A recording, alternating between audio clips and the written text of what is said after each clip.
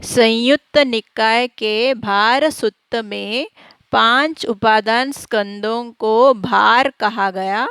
इस वीडियो में भार सूक्त की गाथाओं पर चर्चा करेंगे। पाठ शुरू करने से पहले प्रवचन सारांश नामक पुस्तक के कुछ हिस्से पढ़ते हैं ताकि बात अच्छी तरह समझ में आए।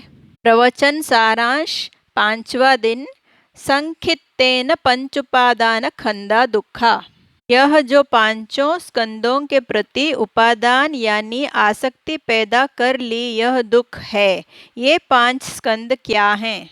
एक रूप स्कंद यानी परमाणुओं का स्कंद, भौतिक कलापों का स्कंद। यह सारा शरीर जिसे मैं कहता है, मेरा कहता है, उसके प्रति गहरा चिपकाव है, आसक्ति है। इसी तरह चित्त के 4 स्कंद विज्ञान, संज्ञा, वेदना और संस्कार, इनके प्रति गहरा चिपकाव है। जैसे कलापों का अपना स्वभाव है वैसे ही इन चित्त स्कंदों का अपना स्वभाव है और वे अपने स्वभाव के अनुसार निरंतर काम करते रहते हैं, लेकिन इनके साथ इतना गहरा चिपकाव पैदा कर लिया है कि मैं जान रहा हूँ, मैं पहचान रहा हूँ, मैं संवेदनशील हो रहा हूँ, मैं प्रतिक्रिया कर रहा हूँ। व्यवहार जगत में तो ऐसा कहना ही पड़े, लेकिन हमें वास्तविकता को समझना है, सत्य को समझना है, देखना है। इसके साथ जितनी आसक्ति पैदा की है उतना ही दुख है। आसक्ति और दुख दोनों पर्यायवाची हैं। जहाँ आसक्ति वहाँ दुख।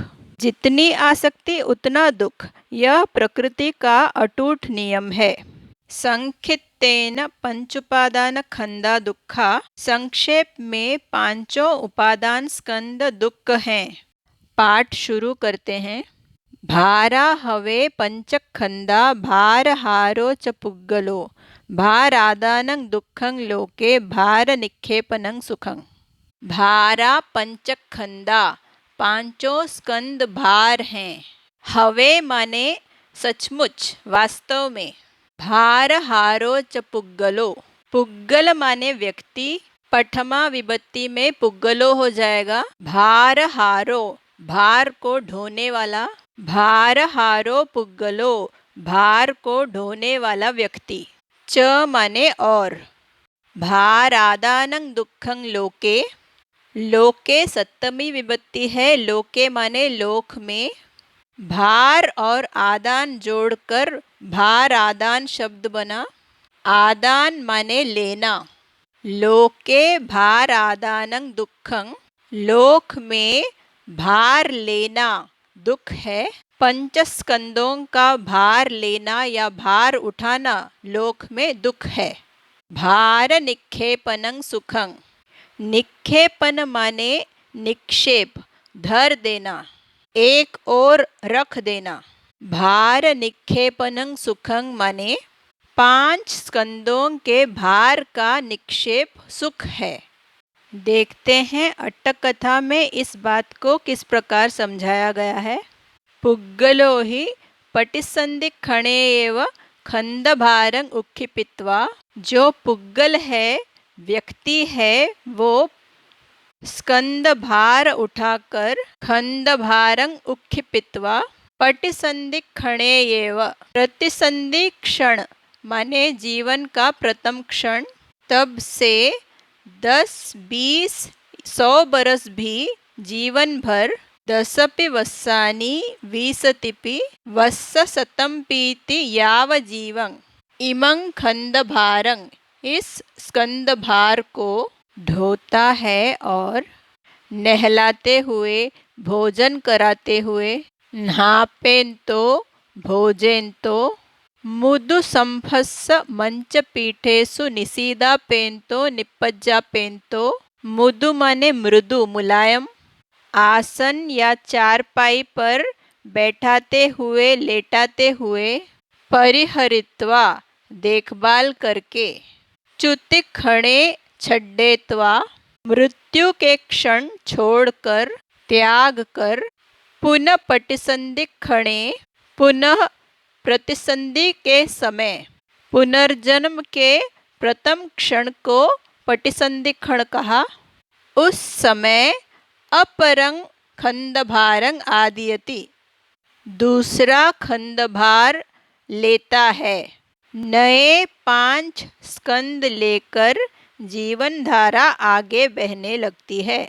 खंडभारं आदीयति तस्मा भारहारोति जातो, स्कंद भार लेता है, उठाता है, इसलिए भारहार कहा।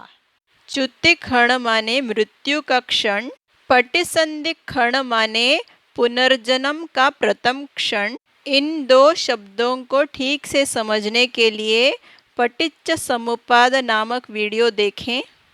इस वीडियो का लिंक डिस्क्रिप्शन बॉक्स में दिया गया है। निक्षिपित्वा गरुं भारं, भारी बोझ को एक ओर रखकर, उतारकर। गरु माने भारी, वजनदार। अय्यं भारं अनादिय, अन्य भार या बोझ न उठाकर। अय्य माने अन्य, आदिय माने लेकर, अनादिय माने न लेकर। यहाँ बात हो रही है अरहंत अवस्था प्राप्त व्यक्ति की, जो स्कंद भार उतार देता है और अन्य भार नहीं लेता।